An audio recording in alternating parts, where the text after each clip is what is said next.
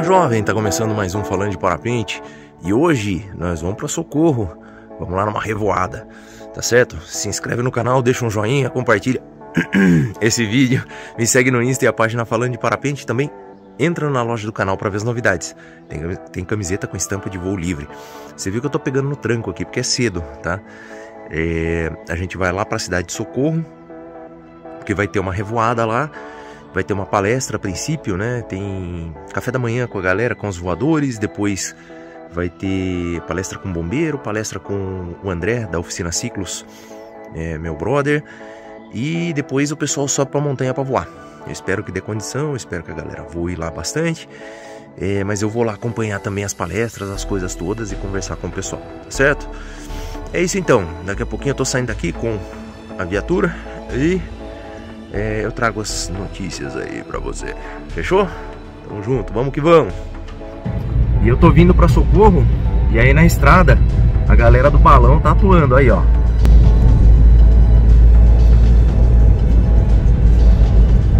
O pessoal decolou lá de Serra Negra de manhã. E agora acho que tá achando lugar pra pousar aqui, ó. Que bacana.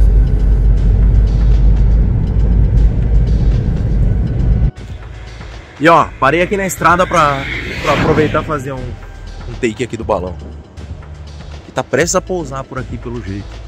Tem um campinho de futebol aqui do lado, talvez ele esteja tentando acertar ou o campinho de futebol ou o pastinho aqui do lado. Vou acompanhar um pouquinho, o vento tá vindo pra cá. Talvez ele passe e a gente vai embora pra lá. Mas quer ver, ó, vou virar a câmera.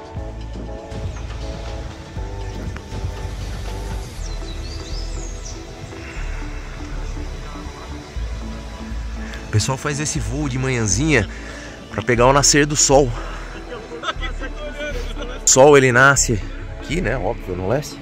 Então o pessoal decola lá de serra, sobe bem, vê o nascer do sol, depois faz o passeio, né? Geralmente aqui pelo bairro da Serra e acaba pousando por aqui. Quer dizer, quando o vento permite, né? Senão pousa para lá. O balão fica a sabor do vento. Mas é um voo slow motion, né? Ó, tem um café aqui, provavelmente ele não vai pousar aqui não. Não, o vento tá jogando bem aqui. Eu acho que vai passar. Porque ali tem um café, se não fosse café, talvez ele ficasse por aqui, acho. Ele tá subindo de novo. Isso aí é uma ciência, né? Mas qualquer dia eu faço um videozinho, eu acompanho a galera do balão e trago aqui pra vocês um videozinho completo com decolagem, pouso, pega o relato da galera que voou pra daí você ver como é que é. Beleza? Vamos lá pro evento, senão a gente vai atrasar pro evento lá em Socorro. Bora! Muito bem, criançada, a gente tomou café da manhã aqui. Café da manhã nutritivo e saboroso. E agora vamos lá, vai começar os trabalhos. Tem toda uma galerinha aqui.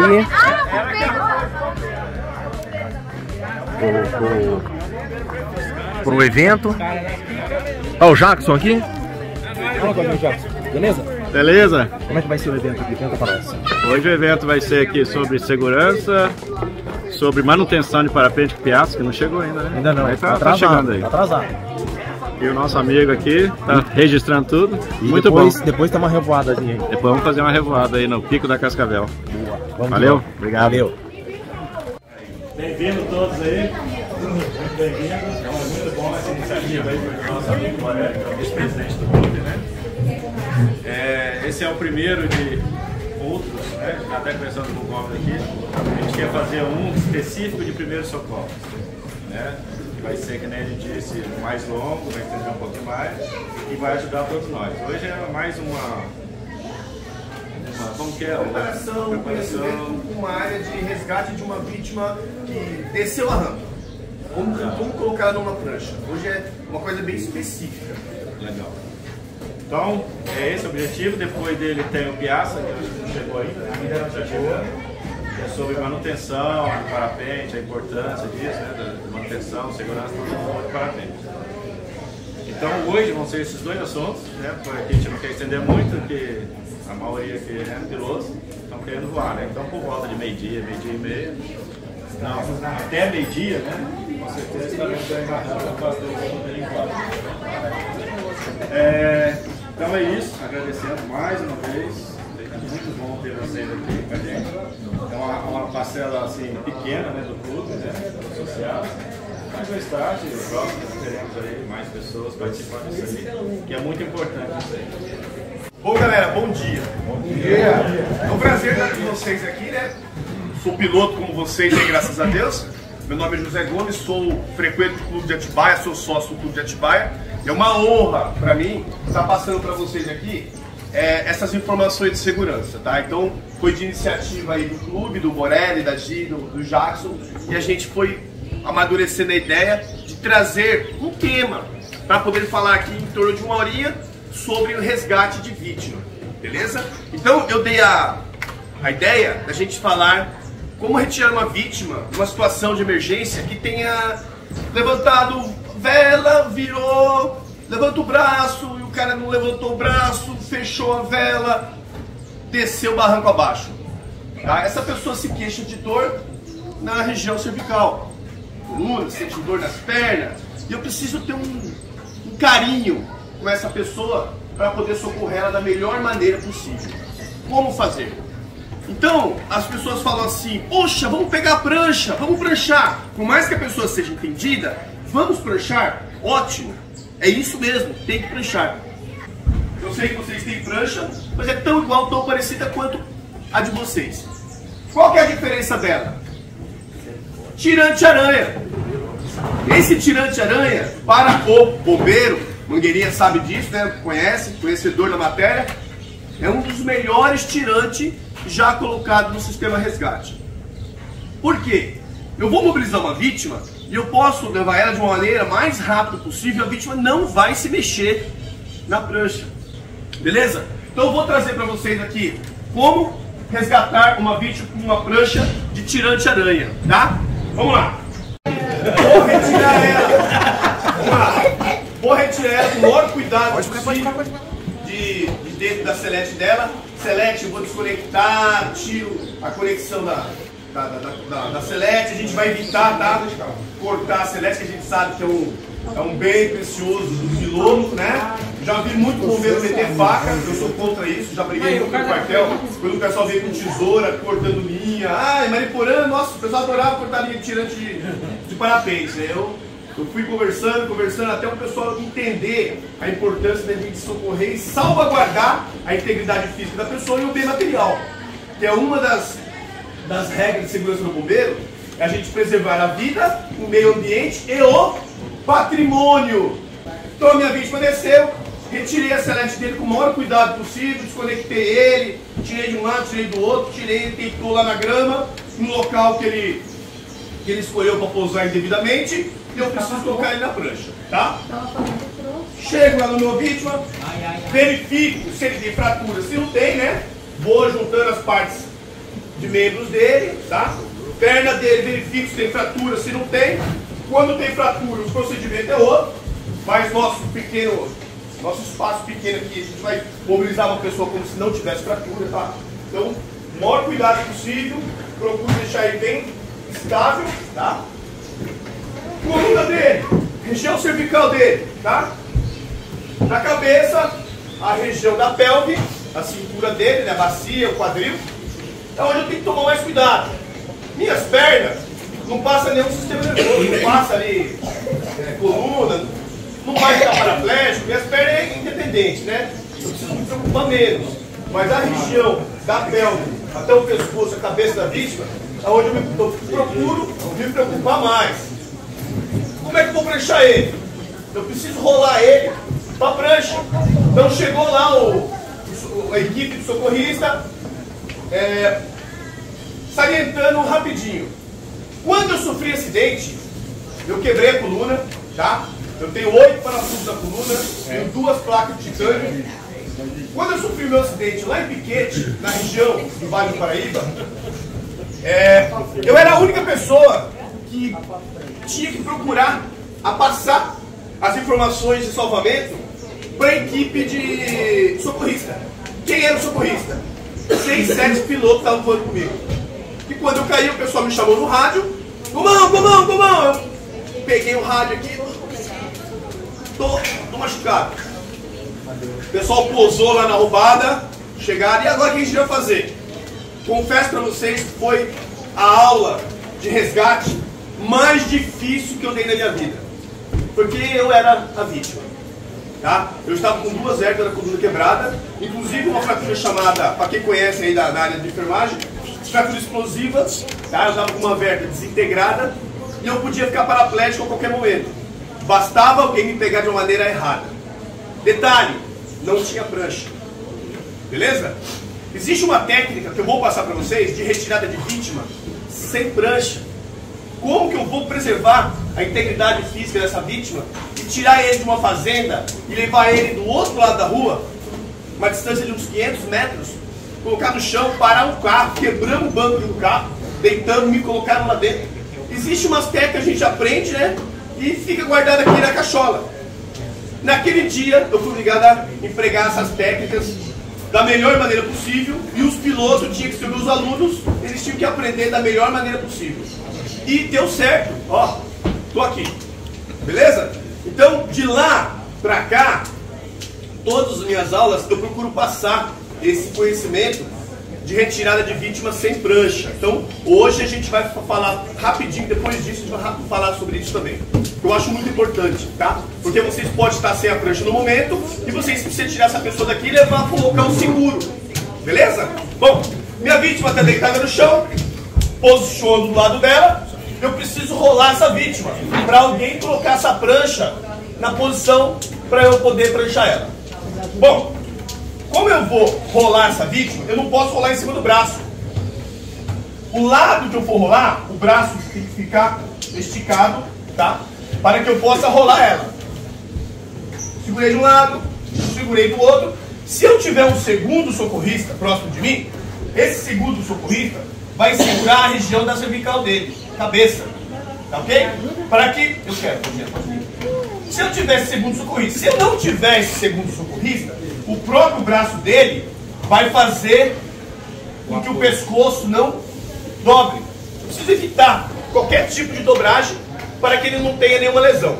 Beleza? Só segurei a cabeça. Segurei no ombro, segurei no quadril e ó, posicione essa vítima lateralizada. Beleza? Um segundo ou terceiro socorrista, pega, por favor, pode pegar a prancha, lateraliza a prancha 45 graus aqui na região dele. Isso. Lateralizei. Posso abrir? 45 graus. Beleza? Bom, galera, eu vou empurrar essa vítima em cima da prancha, tá? E a prancha vai ficar bem fixa e ela vai descer, ó. Posicionei. Não mexe não, tá? Seguro na lateral da vítima e agora, ó. Tem que pagar a entrada. Dou uma ajeitadinha nele, ó. Tá? Sem mexer a coluna dessa vítima. Mexeu sua coluna? Não mexe, tá? Ou seja, se mexer ele pode falar. Ele fala, mexeu, não foi legal. Mas posicionou do jeito que eu queria, tá? Ela segurou a cabeça dela, posicionei. Se na minha bolsa de primeiros socorros tiver colar, vou posicionar colar na vítima. Quanto mais equipamento de segurança eu tiver, mais eu preservo a integridade física do meu piloto. Beleza? Bom, agora eu preciso imobilizar ele. De que maneira? Vamos lá. O tirante-aranha, existe o lado certo para poder posicionar. O lado certo desse aqui, eu vou começar pelos pés, tá?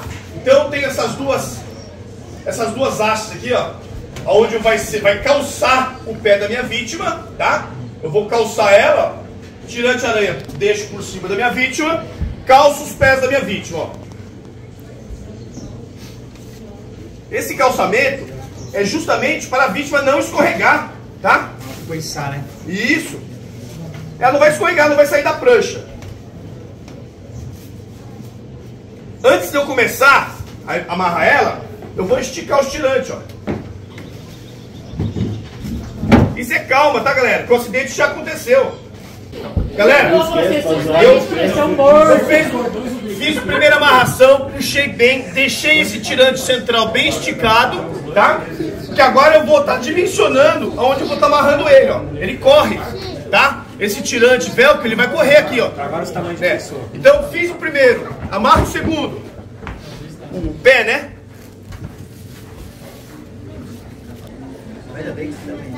O velcro, como eu estou amarrando o pé dele, eu não quero que ele corra. Então eu vou amarrar o velcro uma haste acima da onde eu não quero que ele corra. Porque se eu amarrar abaixo, ela vai ficar frouxa e ela vai correr. Então minha vítima está bem fixa. Agora eu simplesmente faço as amarrações. O legal dessa prancha é que ela mostra onde você pode amarrar e aonde você vai poder pegar.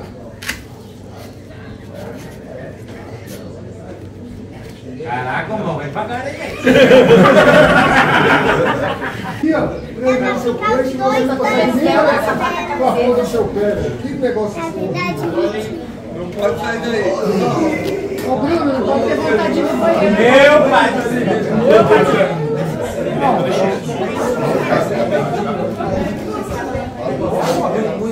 Vamos lá. Galera, será que a minha vítima está bem fixa? Vamos prestar atenção, galera. Vamos jogar essa água. Vamos ver se tá fixo.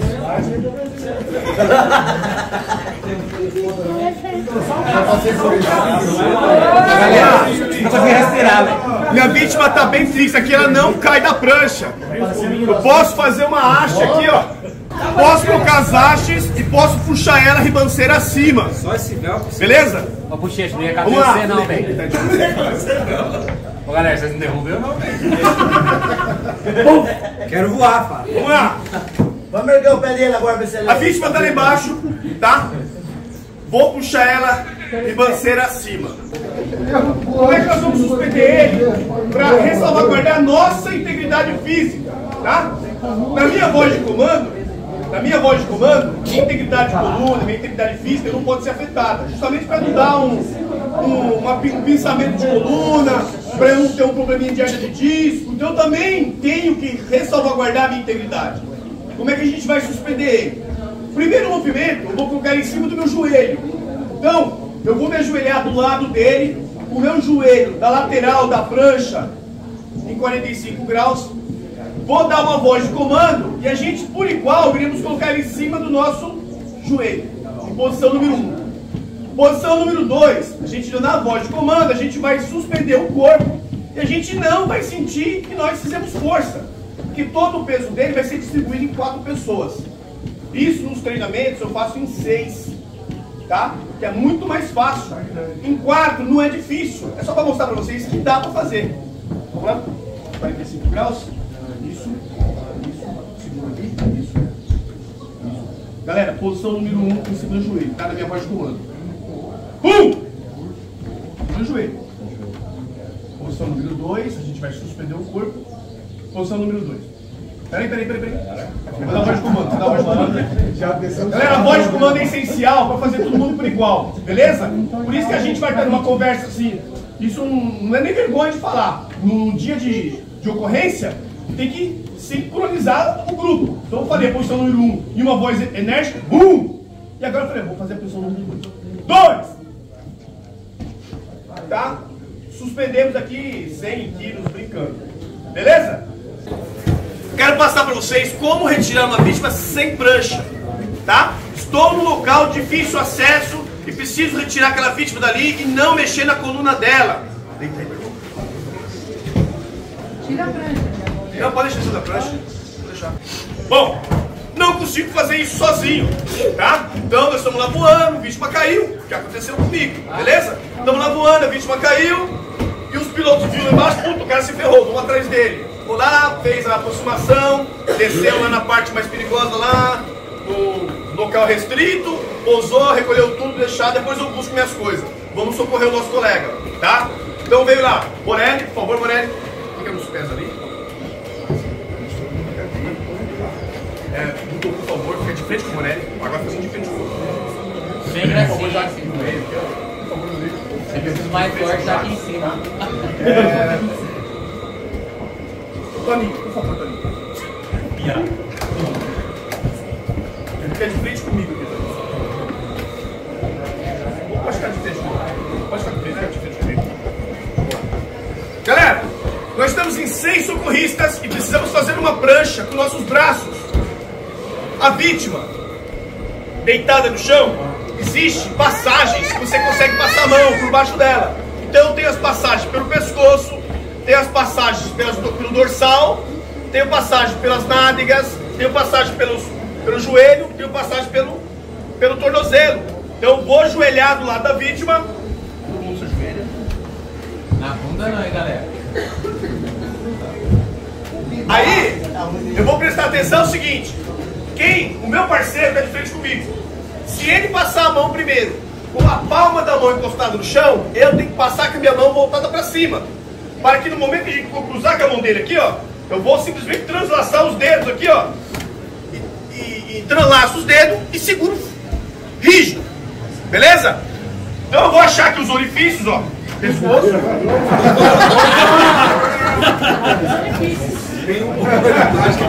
Na bunda não, galera. Ele gosta do de baixo. Na bunda não, hein?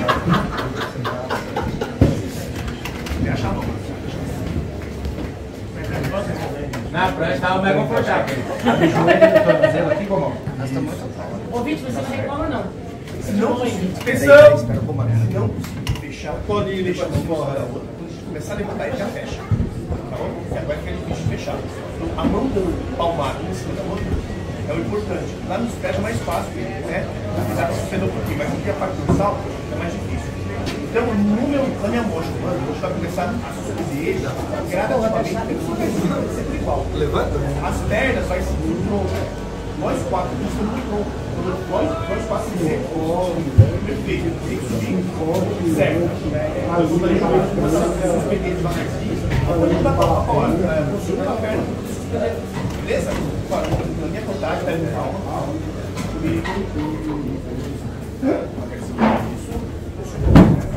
Eita, vai precisar do sabor agora. Tem a mesa ali.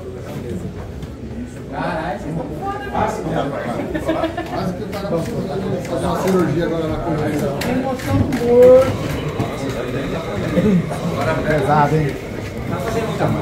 Eu não sei, você passou por 90 quilos só, cara. Eu não sei porque eu não tô sentindo confiança nos vocês, Os velho. orifícios dele estão liberados, né? Na bunda não, viado. Pô, eu não sei porque eu não tô sentindo confiança nos vocês, velho.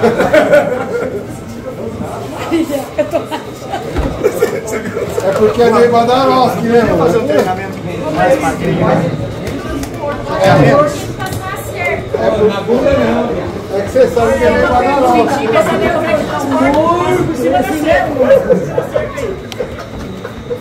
Pô, na bunda não, galera. Ele falou que ele tem medo de ele gostar. Cara, agora tudo igual. Agora solta. Vai, todo mundo fazendo palma. Eu acho que isso aí pra Vocês também, do socorrista também.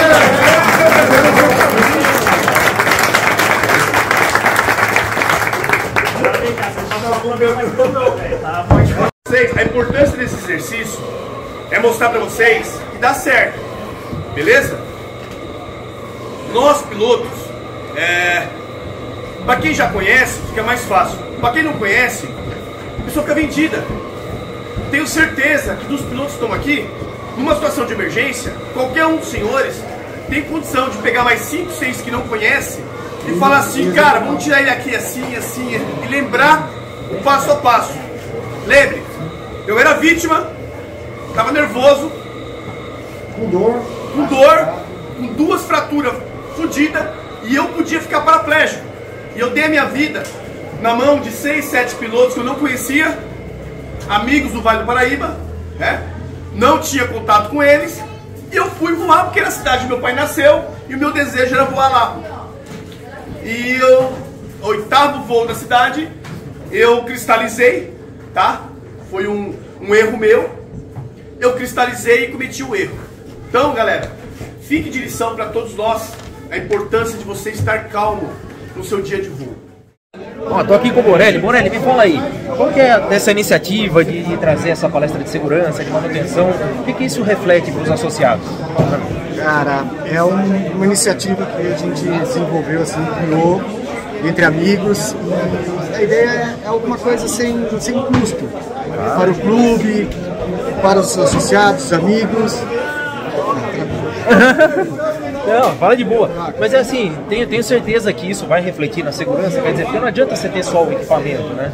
Você tem que saber usar, você tem que ter algumas dicas de como utilizar. Eu achei sensacional ele mostrando aqui como pranchar a pessoa, no caso, sem prancha, né? Só com os amigos. Eu tenho certeza que clubes aí, tem voadores, que não tem clube organizado, que não tem uma prancha, no caso aqui organizado tem, o nosso também tem, mas a galera não tem, e de repente esse conhecimento sendo irradiado é muito importante, né? Exato, aprendendo, né, aquele conceito de sem a prancha, isso foi bem fundamental. Muita gente aqui comentando agora que absorveu bastante. Tenho certeza que isso vai refletir tanto para o pessoal que está assistindo, como para o pessoal que está aqui, no seguinte sentido, né?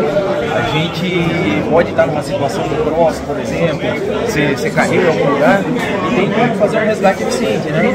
Exato. Vocês estão de parabéns, viu, por essa iniciativa, por trazer o pessoal. E o que vem agora? Vem o Piazza aí. Agora o André Piazza vai falar sobre os cuidados com o parapente, a vela, o equipamento em geral ali. É isso aí, pro pessoal que larga no sol fritando, o pessoal que guarda... Vai aprender que não pode. Que bala úmido. Não pode. Não pode. Borelli, parabéns, viu? Tamo junto aí, na próxima chama a gente que a gente vai estar por aí. Sempre. Fechou, garoto? Obrigado. Até mais. Valeu, galera. Bom dia pra todo mundo. Bom dia. Conhece, André mora em Serra Negra. Deixa eu falar um pouquinho da história do voo, né? E eu tava conversando com o Jackson aqui, que quando eu era guardinha dele, ele voava de asa, tá? No banco, né? E eu me atirava ali. Então minha paixão nasceu na asa delta. É ainda um sonho que eu vou realizar com a asa delta. Eu curso há 2 anos de asa. O negócio é muito difícil, né? E aí veio o parapente. Quando o parapente começou a surgir na minha vida e eu vi a primeira vez, foi uma coisa estranha pra gente, né, Jackson? Era acostumado com a asa, vimos aquilo ali voando, falei, meu, o que é esse pano voando, né? O pano voador parecia um paraquedas até então. Mas lá atrás, na década de 90, isso era surreal de ter só as gringas que vinham para o Brasil, não existia sol ainda, né? O sol veio bem depois, mas aquilo ficou na cabeça. Eu nunca me vi fazendo outra coisa a não ser voar, né? Trabalhar com voo. E eu falei, bom, eu vou voar um dia de parapente, porque eu gostei do parapente, da mobilidade do parapente, né? A asa a gente teve esporte, enfim, o parapente me conquistou. Mas eu falei, eu só vou voar o dia para entender. Aí meu amigo Ricardo Kessi, né, que também veio comigo pro voo na época, e a gente tinha esse propósito de entender o parapente, como ele funciona e voa, né? Mas eu não tinha grana para ter o parapente. Eu falei, bom, eu vou fazer eu vou construir um parapente, né, cara? Vou fazer um controle remoto. Fiz um controle remoto, aliás, vários, porque não voava, porque eu não entendia como ele voava. Eu achava que precisava de mais peso, o centro de gravidade estava errado, era o modelismo, e aí fui entendendo o parapente, até que eu fiz um voou. Nisso eu conheci o Tulinho Subirá, para quem já ouviu falar, o Túlio, isso foi em 2012. O Túlio ainda era um garoto, tinha 13 anos, galera, vou ficar descalço, tá? Não liga não, tinha 13 anos e o Tulinho também tinha feito um parapente de controle remoto. Na época não tinha WhatsApp, não tinha nada, eu mandei um e-mail, eu lá, aí começamos a trocar ideia. O meu parapente estava voando e o dele também, né? E aí surgiu toda essa mágica do voo, né? Aí a vida toma outros caminhos, fui trabalhar com outras coisas, mas sempre com aquilo na minha cabeça de dar manutenção no parapente ou manutenção nos bullets de asa delta. Eu sempre tive isso. Meu pai, muito simples, sapateiro, ensinou a arte de costurar, então a costura não foi nada muito difícil para mim de pegar, de fazer manutenção, não foi o problema. E aí surgiu toda a parte do voo mesmo, onde eu entrei, fiz o curso de parapente e comecei a voar. Mas sempre pensando em manutenção. Eu não pensava no voo. A galera de estudo cross, estudando, eu pensava, olhava para a vela, pô, como que isso voa? Eu quero entender isso aqui a fundo, tudo, né? Como a asa funciona. Assim, a gente voa com uma asa elíptica. Não sei se vocês sabem, alguém já sabe. A asa do parapente ela é elíptica. Ela veio da Segunda Guerra Mundial, esse desenho, tá? Só que é um desenho de um avião de guerra. Esse chip usa essa asa. Essa aqui é uma asa hiper sustentável. Ela gera uma sustentação muito grande em baixa velocidade. Tá? Então ela foi copiada de um avião de guerra. Né? Bom, eu entrei na manutenção de parapente, para vocês terem um pouquinho mais de noção, em 2019. Em 2019 eu comecei dentro da sala da minha casa a pegar gliders velhos e estudar por que ele ficava poroso e a trimagem, que foi a coisa que eu mais gosto de fazer, é trimar a asa. Eu acho assim que o voo parte da trimagem, tá? A gente tem um conceito no Brasil de falar de porosidade, né? Que a porosidade é importante, mas a trimagem depois a gente vai falar um pouquinho sobre ela, tá? Então, vou começar a falar sobre o voo, sobre o protocolo de manutenção dos nossos parapentes. Nós temos um teste de porosidade, né? Para isso a gente usa um aparelho, que é um porosímetro, até trouxe para vocês verem. Se alguém já viu um porosímetro perto aqui? Alguém já viu ou não? Não viu? Eu vou deixar em cima da mesa para vocês verem. É bacana de vocês acompanharem o teste, como é feito. O que o porosímetro faz? Ele simula uma quantidade específica de ar que passa pelo tecido do parapente. As nossas asas, elas são pressurizadas, elas têm ar dentro delas. Elas não têm, o que forma a estrutura da asa é o ar, né? Então, se você tem uma asa porosa, significa o quê? Que a estrutura dela está comprometida. Ela começa a ter um comprometimento estrutural dentro da asa, associado a outros protocolos. Então, o porosímetro, ele mede o tempo necessário para que 0,25 litros de ar, sob uma pressão de 4 hectopascal, percorram 38,5 centímetros de tecido. E abaixo nós temos uma tabela, tá? E essa tabela, na verdade, foi desenvolvida pelo fabricante de porosímetro JDC, suíço. Tá? Os porosímetros surgiram no balão de ar quente. Tá? Os balões se usam porosímetros até hoje para testar o balão. Né? Porque o balão não pode ser poroso. Está lá para ar quente, se tiver poroso, ele tem o chão. Tá? Para frente é a mesma coisa. Então nós temos uma tabela de referência. Que significa que acima de 200 segundos é 0, 70 a 200 ele é bom, 25 a 70 médio, 18 a 25 ruim, e abaixo de 18 segundos ele é inutilizado, para estar reprovado para voar. Tá? Como funciona o porosímetro? É bem interessante. Ó. Esse é um tecido novo, é um tecido sul-coreano, que é usado na maioria das marcas hoje, tá? Que se chama Dominique. Esse aqui é um Dominique de 30 gramas por metro quadrado. Então, quando a gente aciona o porosímetro, o cronômetro ele fica zerado. Ó. Aqui ele não está acionado, está zerado, beleza? A gente vai acionar o porosímetro para vocês acompanharem no tecido novo o quanto ele registra. Chega a passar até de 1000 segundos, tá? 5000 segundos, vai depender muito da gramatura do tecido, da especificação e da qualidade. E depois a gente vai fazer uma asa velha, para vocês verem a diferença que é, tá? Então esse é o primeiro protocolo que a gente usa numa manutenção. Pode ver. Por exemplo, essa medida aí, ela é inutilizável, por exemplo, se todas as medições der ruim, né? Isso, exatamente. Isso aí é uma média, tá? É a média, né? A média, não é um ponto isolado. Se o parapente tiver uma média de 500 e tiver uma média de 18, ele tá voável. Sim, então exemplo, ó, o centro do velame, vou pegar o meu mini parapente aqui, o centro da asa, essa parte aqui é onde a gente tem o maior desgaste no fator porosidade, tá? Porque o atrito do ar, ele está concentrado no centro do velame. Portanto, quando a gente toma um catrato, da onde que ele abre? Do centro para a ponta. Então aqui é o maior índice de desgaste do glider. Então, se a gente testar a célula central, que é onde costuma dar um número mais baixo, que é a célula do meio, que é onde tem o logo da marca, né? Eu pego muito glider lá que eu testo, dá 25 segundos ali. Só que os demais pontos passam de 200, de 100. Então, a somatória desses pontos, ele não pode dar abaixo de 18. Tá? Se ele der abaixo de 18 segundos, você soma tudo e divide pela... Exatamente. Soma tudo e divide pela quantidade de... Pela quantidade de engraçado. Eu mandei fazer agora o laudo e o meu parapente, ele deu o contrário. O centro está excelente, tudo acima de 400. E as pontas? E uma célula da ponta, duas células da ponta, ele está dando 18, 20. Exatamente, porque que glider é o seu?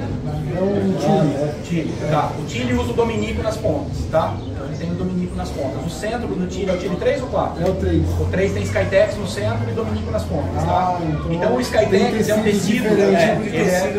Exatamente, ele é um tecido francês, tá? Feito pela Porsche. Né? É a mais tradicional, o fabricante de tecido para vela de barco e parapente. Depois vem o Galvenor, que é sul-africano, que é a Aqua Indotilho. Tá? O Galvenor é o tecido, assim, no meu ponto de vista, o mais estável de todos, tá? Não é aquele tecido que a gente... Da Sol, o antigo, que a gente ouvia falar, lá, via que a vela pesava 12 quilos. Aquele tecido não existe mais, porque não se consegue homologar mais uma asa com esse tecido, tá? Porque ficou pesado. E as normas de homologação acabaram ficando muito mais criteriosas para homologar as asas. Então, assim, a tua asa deu bom porque ela está com tecido mais estável no centro, e nas pontas menos estável, que é esse tecido aqui, ó. Tá? Esse é o dominico. Esse tecido é sul-coreano, ó. Se você pegar aqui, ele vai passar de, provavelmente, pelo cali 200, 300, até 500 segundos. Isso aí é novo? Tá? Esse é um tecido novo. É novo? Novo. Mas a gente pega, por exemplo, o tecido no Skytex, coloca no porosímetro, chega a dar 7.000 segundos. 7.000. Mas não é importante o número 7.000, porque você pode pegar um tecido, por exemplo, eu já peguei Dominico com 5.000. Após 100 horas ele pegou 800 segundos. Ele não tem estabilidade. A estabilidade dele é um pouco ruim. Por que o fabricante utiliza? Aí que tá. A pessoa pergunta, qual vela dura mais? Não tem vela que dura mais. O problema é que as velas são construídas pensadas no mercado europeu. Nós, infelizmente, estamos num país déficit econômico, que as velas pra gente se tornam caras. Então, pra gente tem que durar mais que 5 anos para comprar uma vela zero. Lá não, lá o gringo troca de 2 em 2 anos, ele está trocando. Então ele troca dentro da garantia. Quase dentro da garantia. Ele troca um parapente. Ela não tem nova. E ó, o que aumenta a curiosidade? É a trama das linhas? A resina. É a qualidade da resina. Ah, depois que faz o material, sai isso uma resina. Todo tecido ele não sai colorido, né? Ele é tingido posteriormente. O branco ele sai cinza da fábrica. Ele é cinza, depois ele passa por um processo químico, como se fosse um alvejante para deixar ele branco, e em seguida é feita a resina. O Dominico tem uma resina laminada, então ela é laminada. Ele entra numa máquina e vem uma laminadora, passa quente, né? Ela abre os poros do tecido, essa máquina esquenta o tecido, ele dilata e vem a resina, tá? O Skytex Classic 2, que é o mais moderno de todos agora, que é um tecido light, mas ele tem dupla impermeabilização, tá? Ele é laminado dos dois lados, tá? É um tecido muito estável. E o Galvanor é por imersão, que é por isso que ele é bom, ele dura muito. Ele é aquecido e entrado num tanque por imersão. Então você imagina, o que é melhor? Emergir o tecido dentro da resina ou passar uma lâmina? Então, isso tudo conta no desgaste do parapente, tecido. Para nós que estamos aqui no Brasil, gente, o pessoal sempre me pergunta, qual o melhor parapente? Eu sempre falo isso, o que você quer? Você quer durabilidade ou você quer performance? Porque não tem como associar os dois. O preço, né? O preço. Não dá para associar performance com durabilidade com preço. Infelizmente, nós estamos num mercado que tudo é feito para não se durar. A gente sabe disso, né? O que você fala que é o melhor de durabilidade, o melhor de preço e o melhor de alta performance? Eu não tenho como citar a marca. Hoje. Eu tenho como citar material. Durabilidade, você fala. Assim, hoje o Skytex eu considero o tecido mais durável do mundo. É o Skytex. Então, quando vocês forem comprar, tenta procurar se ele tem o Skytex. O Dominico, esse tecido, ele se chama Dominico Odo, né? Então tem muita asa feita com Dominico, muito. A maioria das fábricas no mundo utiliza Dominico, tá?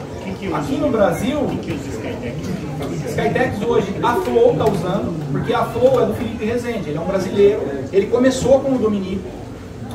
Não sei se vocês sabem, mas a Flow pertence a um brasileiro chamado Felipe Rezende, e a Flow começou no mercado de paramotor.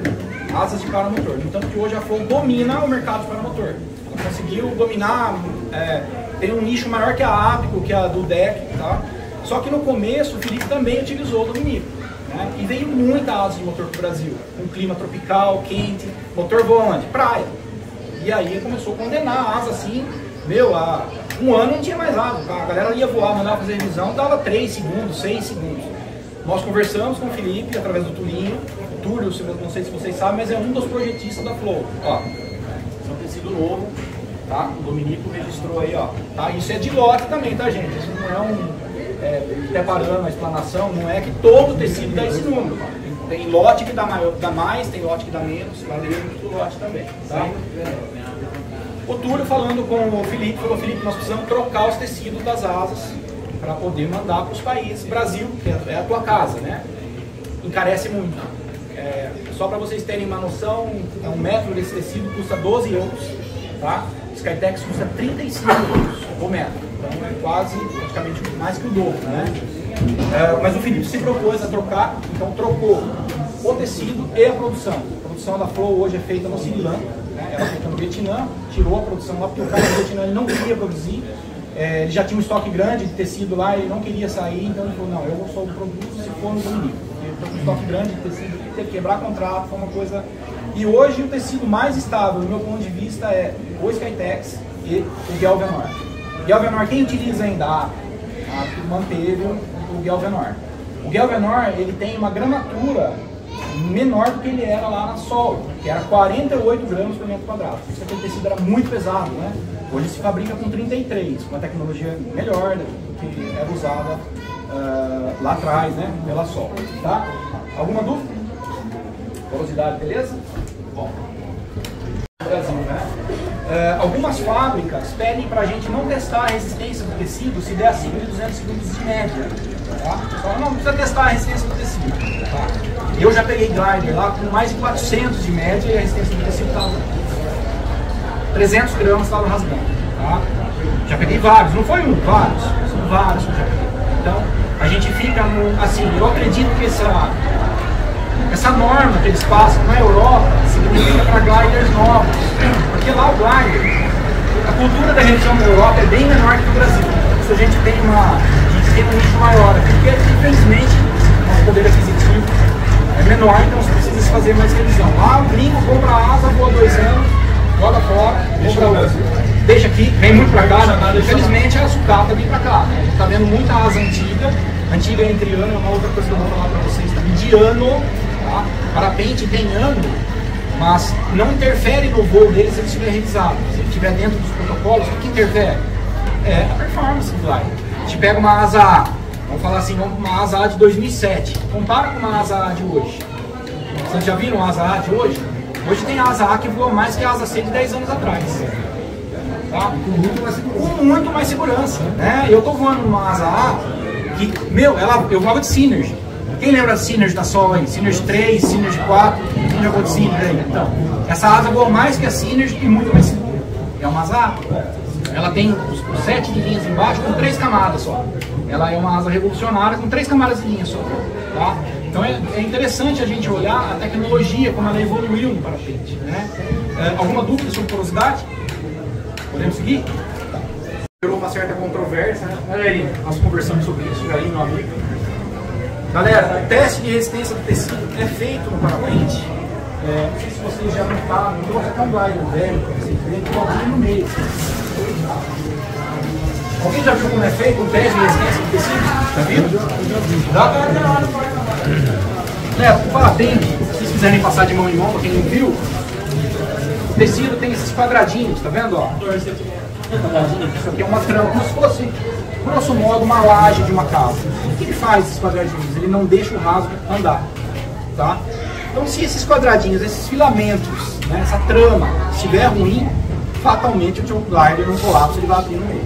Tá? Existem vários casos ao redor do mundo, inclusive se vocês entrarem no site do DHV, existem reportes lá, tá, de fábricas que produziram com um lote ruim de tecido e houve incidente fatal. A glider novo, tá? Um lote ruim de tecido, incidente fatal de ele rasgar em dois. Tá? E a galera não leva isso a sério. Tá? Então a gente utiliza uma ferramenta para fazer esse teste. Aqui, ó, para vocês verem. É um aparelhinho bem simples. Não dá para escutar, né? Aqui tem uma agulha na ponta, tá? Isso aqui é se chamam de betsômetro ou betsometer, né? Tem uma agulhinha na ponta, uma escala que vai de 0 a 1 kg e uma outra escalinha que anda junto quando a gente testa a resistência do tecido, tá? Esse teste é feito. Tem algum copo aí que eu posso usar? Vou mostrar para vocês um copinho só para gente. Um copo, porque é isso. Como que a gente testa a resistência do tecido? Ó, então a gente fecha, ó. A gente vai falar na borda de ataque da asa, ó, tá? A gente faz uma certa tensão na borda de ataque. Onde está os quadradinhos, deixa eu fazer no verde, ó. Vocês vão ver melhor. No verde vai ficar muito enxergar, né? Tá fazendo a parte verde.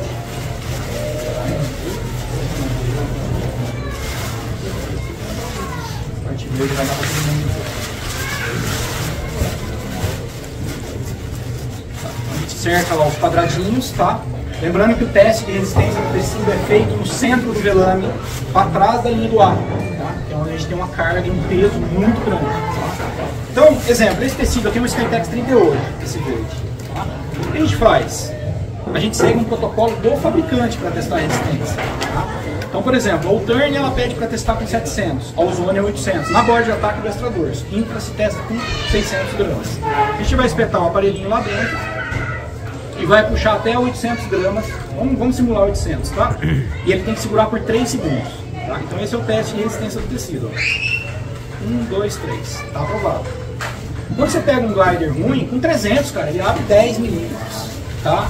Aí que vem a mas eu tô voando com o glider. Ele, não, cara, eu tô voando. O glider voa pra caramba, eu tô mais curto na oficina.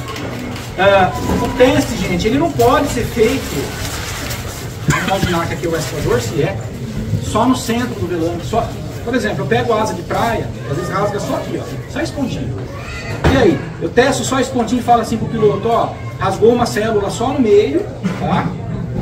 E o seu glider tá aprovado. E aí? Como fica a minha cabeça lá? Será que tá aprovado? Não tá? Manutenção de parapente, gente, não pode ter dúvida. Isso aqui não existe dúvida. Eu não posso trabalhar com dúvida na revisão. Eu tenho que falar, ó, ou é ou não é. Tá certo ou tá errado? Não tem meio termo pra você. Nós estamos voando, gente. Nós estamos voando. Eu falo pra galera, nós estamos voando. Nós estamos andando de carro, quebrou um encosto postal, chama o guincho. Estamos voando. Então a gente pega o glider, testa o centro, passou. Lateral e lateral. Tá? Alguém tem ideia ou por que usa esse aparelhinho que eu uso? Tem ideia ou não? Por que a gente não poderia usar um aparelho que tensionasse o tecido? Tem ideia? Criaria um dano? Não. Vou mostrar pra vocês o porquê. Vou mostrar o porquê. Se vocês quiserem passar de mão em mão, é interessante de vocês verem a costura do parapente.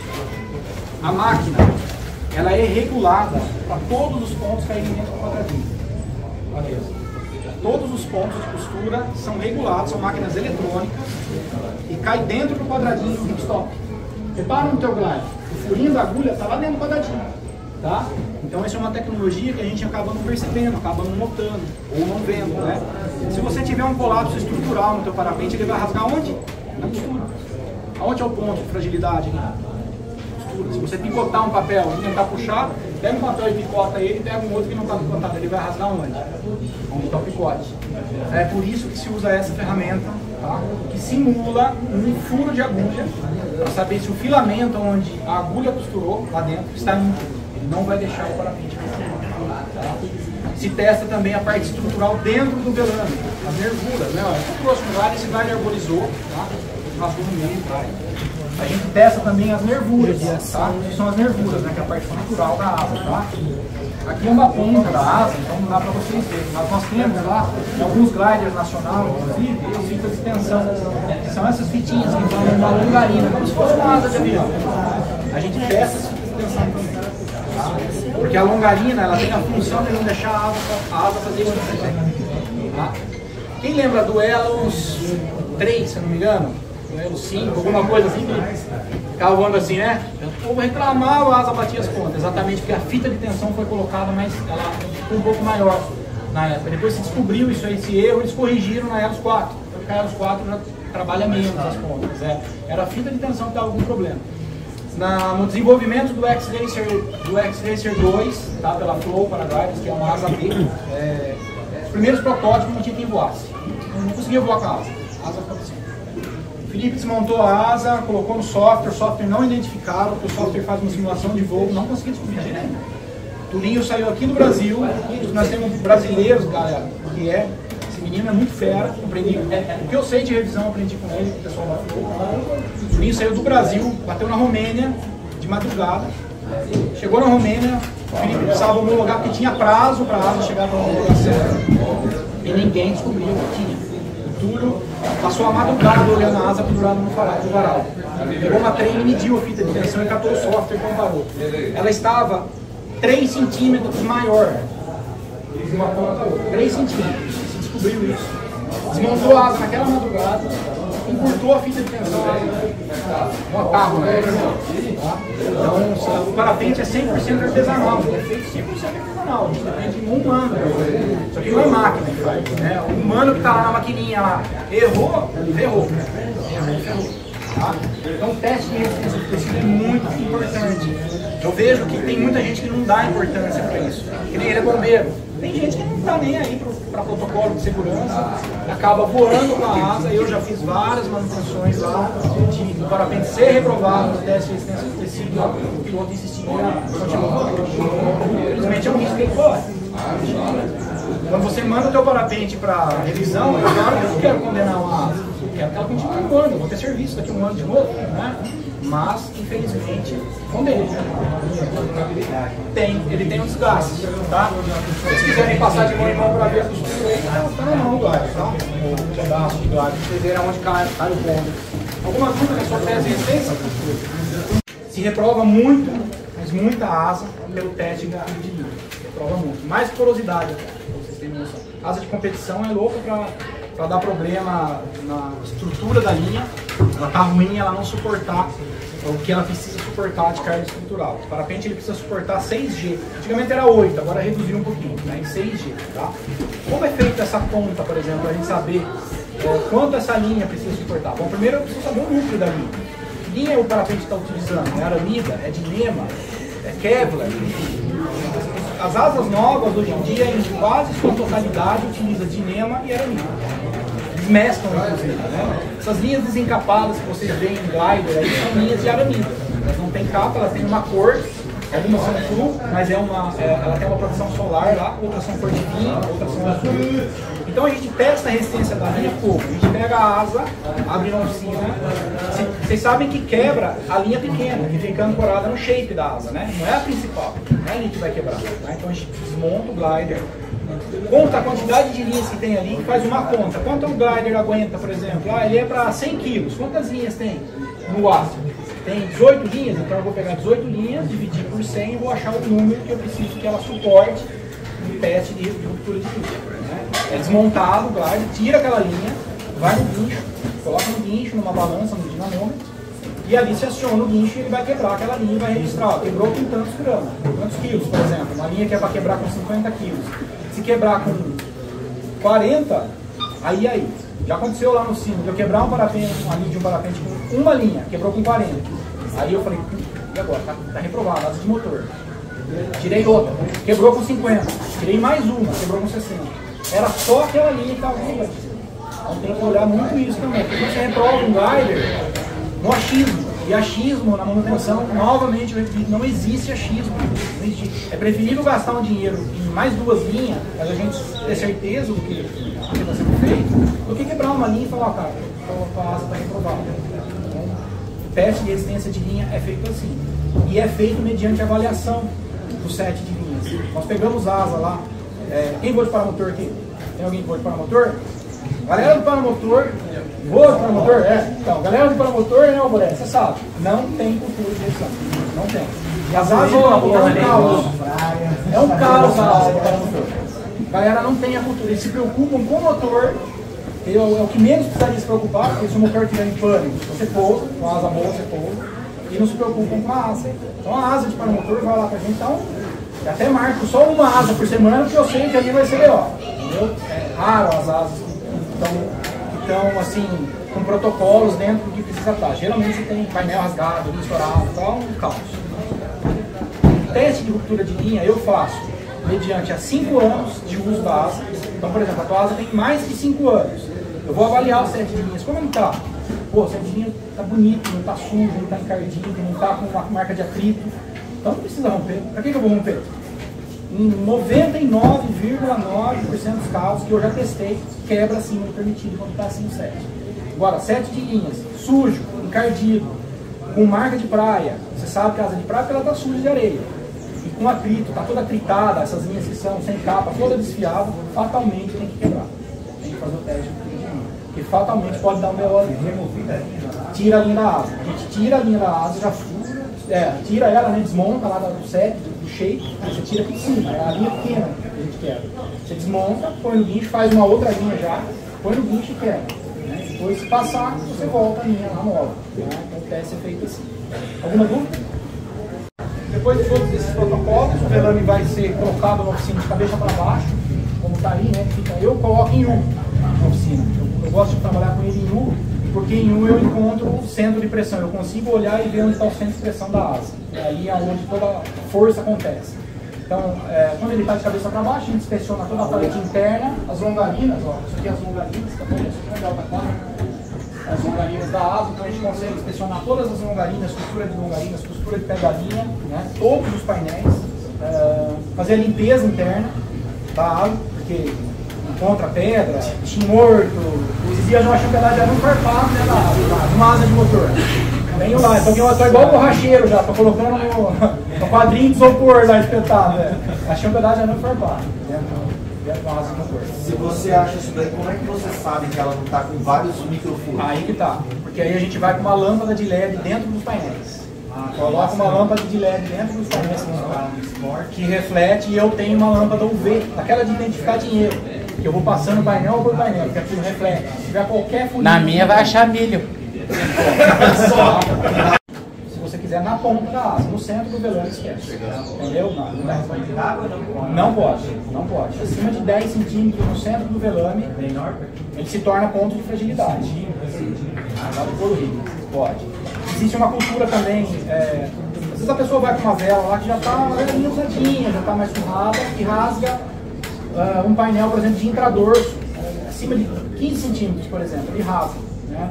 Aí ele fala, puta, cara, eu não tenho grana para trocar o Inter, porque fica caro. A vela já é uma vela velha, já está no seu limite, praticamente quase no limite de vida. Na Europa se usa fazer muito isso, se faz um hip posturado, fica extremamente forte, não fica bonito, fica extremamente forte e salva a asa do carro. Nós pegamos um Elos esses dias lá que é Galvanor. Onde eu vou arrumar Galvanor para consertar aquilo lá? Nem na Sol tem, entendeu? Sol não existe mais. A asa estava rasgada, é uma asa de voo duplo de motor. Falei pro piloto, ó, eu consigo fazer um reparo aqui para vocês num hip costurado e te garanto que fica forte. Você pode fazer. Fizemos, testamos a resistência dela com 1 kg. 1 kg, nem mexeu. Tá? Então fica funcional, pelo menos salva a asa. Alguma dúvida? Imagem da asa, para quem não sabe, os parapentes precisam de ajuste nas medidas de linha. Vocês sabem que o avião voa trimando já, né? Faz diferença na pilotagem. Cara, faz diferença em tudo, tá? O parapente, a maioria deles hoje, trabalha com linhas não só de um núcleo. As fábricas variam por estabilidade. Então, trabalha com dinema no topo da galeria, aramida no meio, vai depender muito da marca, trabalha só com dinema ou só com aramida. Vamos falar do Delta 4, por exemplo, 7 inteirinhos é em aramida. Cayenne, quem voa de Cayenne? Que alguém voa de Cayenne? Cayenne, o topo da galeria é dinema, o Tilly, o topo da galeria é dinema, embaixo é aramida, então eles mesclam muito para ter estabilidade na deformação das linhas. Tá? O parapente, conforme ele sai de fábrica, ele sai no ângulo zero, que é isso aqui, ó, o ângulo zero da asa. Conforme a gente vai voando, depois de 20 horas mais ou menos, ele já começa a ter uma deformidade, ele começa a voar cabrado, assim. 100 horas então ele está assim, só que você não percebe. Obviamente que ele não fica tão cabrado como eu estou mostrando aqui, só para vocês terem como base de referência. Tá? Um parapente cabrado e não poroso, ele parachuta também. Tá? Parapente cabrado não poroso também vem pro chão. Vem pro chão e vem bonito. Esses dias atrás teve um relato de um piloto em Governador Valadares voando de Enzo, somente asa de competição. Estava voando com o Enzo, bateu numa térmica forte. Ele não tinha trimado o Enzo, passou batido nas trimagens. Bateu na térmica, ele recuou, conforme ele recuou, o cara chutou e... Só que o piloto era ligeiro, o cara teve instinto, estava alto, enfiou a mão no ar e mandou lá na frente, pum, voltou e voou. Foi lá pro Tulinho. 7 de linhas está condenado. Decolou, né? Oi? Decolou de novo. O 7 de linhas estava condenado, para vocês terem uma noção. Tanto que encolheu. Porque é asa 2 linhas. Então, como você não faz a primeira trimagem, ele vai assentando. Chega num ponto que você libera os núcleos lá para poder tentar colocar a trimagem de novo, não consegue mais fazer a trimagem. Então, o que acontece? O que a trimagem faz no parapente, galera? A gente pega essas linhas do glider, a gente coloca a asa, né, nessa régua, então uma régua laser, tem 5 kg de peso na ponta dela aqui, ó. Tá? Aqui atrás, perto de tirantes, nós temos 5 kg de peso. Exatamente para quando a gente puxar a linha, ela não ter deformidade e ela novamente entrar no efeito, ela tem um efeito mecânico, lacear e esticar. Esses 5 kg coloca a linha, deixa ela novamente esticada para não ter erro de trimagem ou de medida. E nós medimos o set inteirinho da asa, do jeito que ele fala. Então tem um software, a gente tem um software lá, a gente coloca as medidas de fábrica como referência e se mede linha a linha. Então vai para o software. Nesse software a gente vai ter a média de como está o set de linhas. Quanto ele encolheu as linhas do C, que são as linhas que mais encolhem, são as linhas do C. Tá? Onde não tem peso na asa. Tem revisão que vem, né? A régua, como está, ou foi corrigido? Sim. Existe um gráfico que você consegue colocar lá na minha oficina, eu tento explicar para o piloto, que eu acho que é mais legal você explicar como está. Porque, galera, a proximidade da revisão com o piloto é isso que eu tenho de propósito, de mostrar como é feita a revisão. O cara que voa, o piloto de avião, ele manda o avião fazer uma revisão, ele acompanha a revisão, ele sabe como está sendo feito, o que foi feito. Eu acho que no parapente também tem que ser assim, o piloto tem que ter essa proximidade com a revisão. Qualquer coisa que ele possa diagnosticar ali, ele consegue falar, pô, eu acho muito legal isso que você falou, tipo, a gente, todo mundo aqui provavelmente já fez uma revisão. É legal que você manda passo a passo da revisão do que você está fazendo. Isso é interessante. Isso é muito legal. É interessante. Tudo que você fez na minha vela, passo a passo, você me mandou. Você tem que saber o que está sendo feito. Sim, eu acho muito da hora. Desde o defeito que iniciou numa trimagem, como foi corrigido, né? Essa trimagem. O Ricardo Kessler, inclusive, trimou o tile dele comigo lá, né, Ricardo? Acompanhou a trimagem, viu como é feita a trimagem. Inclusive estava bem trimada, né, Ricardo? Estava bem fora, né? Trimamos ela. Então, assim, o glider, aonde não tem peso nas linhas C e D, hoje já não existe mais asas com galeria de D, é só C, né? Essas linhas encolhem, então elas puxam a asa para trás, a asa começa a voar assim. Aí que entra o fator porosidade. Meu parapente parachutou e estava poroso, né? Então tem muita gente que fala isso, estava poroso. Aí você vai medir o glider do cara, eu peguei um mescal assim, anteontem o cara quebrou o pé com ele, lá de Brasília, quebrou o pé. Ele falou pra mim, cara, minha asa tá porosa. Não estava. Aqui, ó, dona Fiorella, prima vela melhor que eu, tá? Dona patroa aqui, ó, melhor que eu. A asa não estava porosa. Como estava, Fiorella? Estava assim, ó, cabrada. O piloto bateu uma descendente forte, Brasília, Cerrado, veio pro chão e quebrou o pé. Entendeu? Então, não se dá a importância de trimar uma asa. A asa A não destrima. Destrima C, tá? A asa C, então, destrima muito. D, nem se fala, né? D, 2 linhas. Então, quer dizer, você tem uma carga muito excessiva em cima das linhas e a asa vai destrimar. O que a trimagem faz? A gente mede, então, o set de linhas. Quem já ouviu falar que antigamente se dava carga nas linhas? Quem lembra disso? Lembra disso? Isso funcionava. Eu já fiz o teste lá na oficina, com carga, tá? A gente pegava a asa, colocava ela na trimagem, identificou onde está o problema. O setor C está o problema, está mais curto. Para quem não tem regularidade no voo. Exatamente. Principalmente para quem não tem regularidade, porque o cara não tem regularidade, a vela, a linha ela tende a encolher. Sim. Muda a trimagem absurdamente. Significativamente. Antigamente se usava carga, né? Então você pegava lá o set de linhas, identificou que as linhas do C estão curtas, colocava peso, 12, 15, 20 quilos, esticava, segurava e soltava.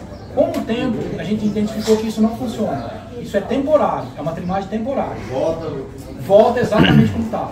Então, criou-se a técnica de fazer loops nas linhas. Os loops nas linhas, eu não sei se eu tenho aqui. Já vem com loop nas galerias do C. Já vem com sobra de linha lá. O que eu faço? Eu simplesmente libero esses loops. Eu coloco novamente a asa no ângulo correto. Corrige a trimagem, tá? Também temos a diferença de simetria. O que é a simetria? É a diferença do lado direito com o lado esquerdo. Às vezes a gente pega a asa lá cavando assim, ó, totalmente decimétrica. Então a gente também faz a correção da simetria, tá? Se você tiver uma asa porosa e destrimada, ela vai parachutar. Mas se você tiver uma asa porosa e trimada, ela não vai parachutar. Não parachuta, tá? Tem um francês, até o Túlio estava lá, a gente ia para a Copa Inter esse ano, eu e o Túlio, fomos convidados pela Flow, mas não deu tempo de comprar passagem, enfim, não teve como. E até para conhecer esse francês. Então, um francês lá em Nessie, era uma figura, ele fez um parapente com tecido de paraquedas, totalmente poroso, para provar que o parapente voa, mas tem que se mexer na trimagem. Os nossos parapentes não foram adequados para voar, não são adequados, porque ele voa, mas ele voa assim, ó. Só para baixo. A razão de planeio dele é muito ruim, é tipo 3:1, mas ele voa. Então a importância da trimagem no teu glider é muito importante. Principalmente para quem voa de vela C, tá? Vela C eu recomendo trimar pelo menos de 50 em 50 horas se ela tiver galeria de linhas de dinema. Se tiver de aramida, de 100 em 100 horas está dentro do que a homologação prescreveu no manual da asa, tá? Então, alguém tem alguma dúvida sobre trimagem? Qual é a diferença dessas duas linhas que você citou? Dinema e outra? A diferença é a seguinte, a dinema, Como que a gente identifica? A dinema é o seguinte, a dinema é aquela linha branca, não sei se vocês já viram, sem capa, é uma linha branquinha. A linha da Sol, primo 5 da Sol. Alguém voa de asa da Sol? Tem alguém que voa de asa da Sol? Que asa tá hoje? A Air 5 é a dinema. Ela é a dinema, mas ela tem capa. A minha é primo 5. 5, então a sua asa é dinema. O conjunto inteiro é dinema, só que ela tem capa. No Tile 3, por exemplo, aquela linha branquinha que você vê lá é dinema, só que sem capa. Tá? A diferença de uma linha para outra, a dinema é extremamente resistente, só que ela não suporta calor. Com calor ela encolhe absurdamente. A aramida suporta 250 graus de calor, porém ela não gosta de umidade. A umidade para a aramida faz com que ela encolhe. Como roupa, ela faz isso. Ó, tá? Então, eles mesclam as linhas nas asas, coloca dinema, aramida, exatamente para ter essa estabilidade. Onde encolhe mais, coloca aramida, onde encolhe menos, coloca dinema, e aí faz essa junção de núcleos de linha para a asa ter uma estabilidade maior. Poeira, para encolher linha. Oi? Dinema. Poeira, o Ricardo citou um negócio bem interessante. A poeira é extremamente prejudicial para a linha. Ela entra dentro da trama da linha e faz com que a linha inche, ela fica inchada e tira a asa da trimagem. Tá? O pessoal que vem a asa do sertão lá para mim, geralmente vem assim, ela tá com muita poeira dentro da linha, que raspa muito no chão, é cerrado, não tem grama. Você vai olhar a asa, ela tá quebrada, ou ela tá acelerada. Entendeu? Acontece também de pegar muita asa acelerada lá. Ao invés dela tá voando assim, ela tá voando assim, ó. Aí o cara fala assim, porra, minha asa tá, eu tô tomando colapso direto com ela quando eu bato na térmica, né? Porque potencializa o avanço. Potencializa o avanço. Aí a gente coloca novamente ela no ângulo correto. Muito bem, galerinha, esse aqui foi o evento aqui em Socorro, a revoada. Vai rolar a revoada aqui, a galera tá indo pra rampa pra voar, mas eu não vou voar aqui hoje, tem uma galera me esperando lá em Serra Negra, então vou voltar pra Serra Negra, vim cobrir o evento e vou embora pra lá. Mas de qualquer forma, deixar meu abraço aqui pra galera de Socorro e também convidar você para vir voar aqui no Pico da Cascavel em Socorro, junto com a galera do clube daqui, que é sensacional, pessoal organizado também, muita gente boa. Vem voar em Socorro, aproveita, voa em Serra Negra, é pertinho, uma cidade é perto da outra, não dá 30 quilômetros, dá pra você fazer um dia aqui, um dia lá, e vai ser super divertido, mesmo porque os quadrantes não batem, né? Se você vier aqui na nossa região, você tem noroeste lá em Serra Negra, você tem norte e nordeste aqui, você tem sul e sudeste em Águas de Lindóia, é tudo no mesmo lugar aqui, então tem quadrante pra todo lado, tá certo? Vem voar com a gente aqui, fechou? Eu vou ficando por aqui, ó, se inscreve no canal, deixa um joinha, compartilha esse vídeo se você gostou, me segue no Insta, também entra na loja do Falando de Parapente pra ver as novidades, beleza? Eu vou ficando por aqui, ainda vou voar hoje à tarde, se tiver alguma informação nova eu ainda coloco aqui nesse vídeo, aliás você já viu, né? Bom, eu vou ficando por aqui, mas eu vou depois falando de parapente, valeu, isso aí.